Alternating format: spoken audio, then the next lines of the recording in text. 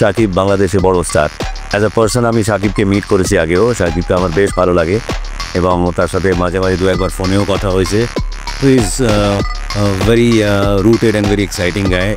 বরবাদে তার যে look action, এটা জাস্ট ওয়াও বলে ছোট করা হবে, যেটি বলা হয় নাইট ড্রেস, শাওয়ার ড্রেস। ওইটা পরে যখন হেঁটে যাচ্ছিল, এই মানুষটাকে আমি কখনো দেখিনি। মানে আমি যদি দর্শক সারিতে থাকি, একবার যদি দেখতে পেতাম, তো শর্টটুকুর জন্য আমার কাছে মনে হয়েছে আমি এই হিরোকে কাছে থেকে দেখতে চাই।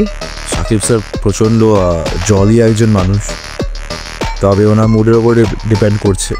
তো যখন উনি ইয়ার্কি মারেন প্রচণ্ড হাসান আর বেশ এটা আমাদের জন্য বিশাল বড় পাওনা, বাংলা সিনেমার জন্য বিশাল বড় পাওনা যে ওনার মতো লেজেন্ডারি ভেটারান অ্যাক্টরকে আমরা আবারও পেয়েছি।